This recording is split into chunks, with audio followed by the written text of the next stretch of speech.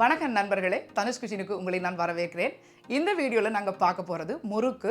முறுக்கு பல வகையில் இருக்குங்க. ஆனால் நாம் இன்னைக்கு பார்க்க போகிறது உளுத்த மாவையும் அரிசி மாவையும் பயன்படுத்தி காரம் சேர்க்காமல் ஒரு மொறுமொறுப்பான சுவையான முறுக்கை எப்படி இலகுவாக செய்கிறது தான் நம்ம இந்த வீடியோவில் பார்க்க போகிறோம்.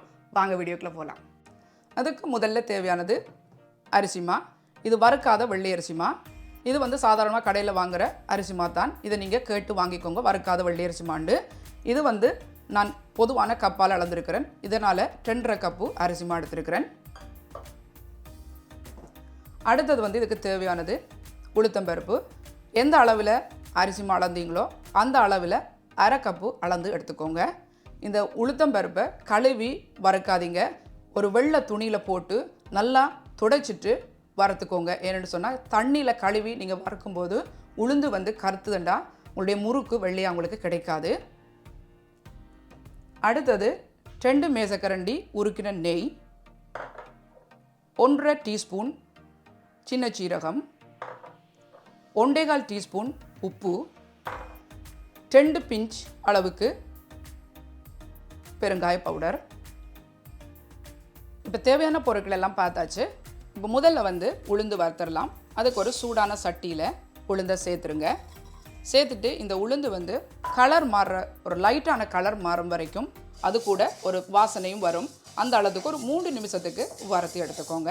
குறைஞ்ச தீயில் வச்சு வறுத்துக்கோங்க, இல்லைன்னு சொன்னால் கருத்துரும்.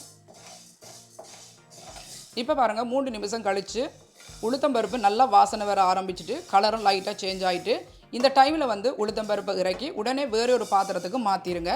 சூடான சட்டியில் அப்படி விட்டிங்கன்னா இன்னும் உளுந்து முருகிரும். இப்போ இதை நல்லா ஆற வச்சுட்டு மிக்சி கப்பில் போட்டு அரைச்சி மாவாக்கிக்கோங்க. இப்போ பாருங்கள், உளுந்து அரைச்சி எடுத்த மாவை அரைச்சி இந்த மாதிரி எடுத்து வச்சுக்கோங்க. இதை இதோட இப்போ கலந்துக்கோங்க. கலந்துட்டு இதுக்கு தேவையான 1/4 டீஸ்பூன் உப்பை சேர்த்துக்கோங்க. சேர்த்துட்டு சீரகத்தை எடுத்து ஒரு விசை நல்லா கையால் கசக்கிட்டு சேர்த்துக்கோங்க.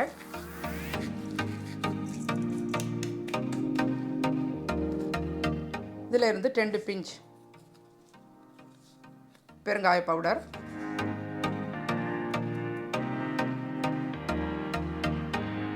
உருக்கி வச்ச நெய்,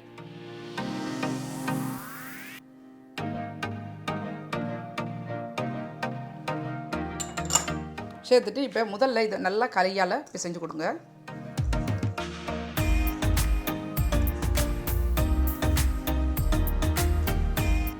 நெய் மாவோட சேரட்டும். இந்த மாதிரி கலந்ததுக்கு பிறகு நிகச்சூடு அளவுக்கு தண்ணி எடுத்துக்கோங்க.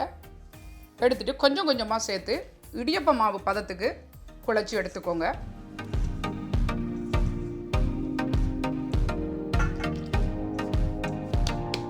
இப்போ பாருங்கள், இந்த பதத்துக்கு மா குழச்சி எடுத்துக்கோங்க. இப்போ இதுக்கு காயாமல் இருக்க ஒரு மூடி போட்டுட்டு ஒரு ஓரமாக வச்சுருங்க. அடுத்து முறுக்குரல். இதில் நான் கம்பி முறுக்கு தான் இன்றைக்கி சுட போகிறேன். அதனால் கம்பி முறுக்கு அச்சு. இப்போ இந்த உரலும் இந்த அச்சிலும் எண்ணெய் பூசி எடுத்துக்கோங்க. அதே போல் இந்த முறுக்கை புழிஞ்சு விட்டுட்டு நீங்கள் எடுத்து எண்ணெயில் போடுறதுக்கு வசதியாக இந்த மாதிரி பேப்பரை மடித்து எடுத்துக்கோங்க. எடுத்துகிட்டு இந்த பேப்பரில் மேல் பகுதியில் எண்ணெய் பூசி எடுத்துக்கோங்க. அது உங்களுக்கு கஷ்டமாக இருந்தால் இந்த மாதிரி எண்ணெய் கரண்டியை கூட எண்ணெய் பூசி எடுத்துக்கோங்க. இதில் புழிஞ்சிட்டு கூட நீங்கள் எண்ணெயில் போட்டுக்கலாம். இந்த மாதிரி பேப்பர் உரலெல்லாம் எண்ணெய் பூசினதுக்கு பிறகு இப்போ குழச்சி வச்ச மாவில் இருந்து கொஞ்சம் மாவை பிரித்து எடுத்து கொஞ்சம் நல்லா பிசைஞ்சிட்டு எடுத்துட்டு மாவை உரல் ஃபுல்லாக நிரப்பிக்கோங்க. எப்போவுமே உரலை நிரப்பும் பொழுது பாருங்கள், அச்சு ஆல்ரெடி போட்டாச்சு. நிரப்பும் போது எப்போவுமே மேலே கொஞ்சம் இடைவெளி விட்டு போட்டுக்கோங்க. அப்போ தான் உங்களுக்கு அடுத்த மூடியை வச்சு நீங்கள் அழுத்தும் பொழுது உங்களுக்கு கை பிடிக்க வசதியாக இருக்கும். இப்போ ஒவ்வொரு முறுக்காக புளிய ஆரம்பிக்கலாம்.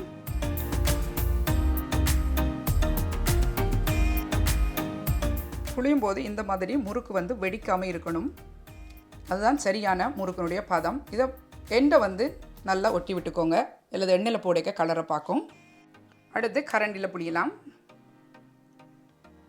இது புதுசாக செய்கிறவங்களுக்கு கொஞ்சம் வசதியாக இருக்கும். ஏனெண்டா உங்களுக்கு கொஞ்சம் சுற்றுமன்ற ஒரு பயம் இல்லாத அளவுக்கு நீங்கள் இதை செய்யலாம்.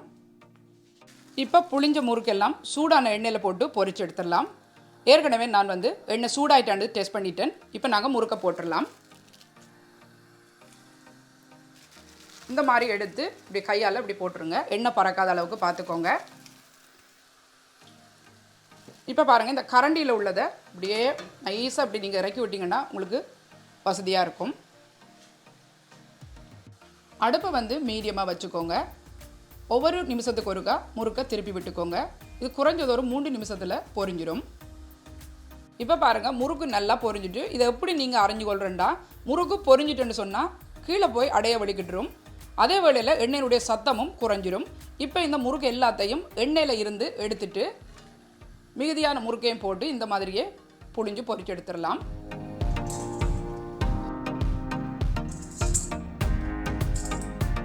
இவ்வளோதாங்க, முறுக்கு ரெடி ஆயிடுச்சு. ரொம்ப நேரம்லாம் எடுக்காது. என்ன நண்பர்களே, உளுத்த மாவும் அரிசி மாவும் சேர்த்து எப்படி ஒரு மொறுமொறுப்பான சுவையான முறுக்கு செய்கிறேன்னு இந்த வீடியோவில் நாங்கள் பார்த்துருக்குறோம். இந்த வீடியோ உங்களுக்கு பிடிச்சிருந்தா லைக் பண்ணுங்கள், ஷேர் பண்ணுங்கள். மறக்காமல் தனுஷ் கிச்சனுக்கு சப்ஸ்கிரைப் பண்ணுங்கள். மீண்டும் இது போன்ற இன்னும் ஒரு சமையல் குறிப்புடன் உங்களை சந்திக்கும் வரை உங்களிடமிருந்து விடைபெறுவது தனு.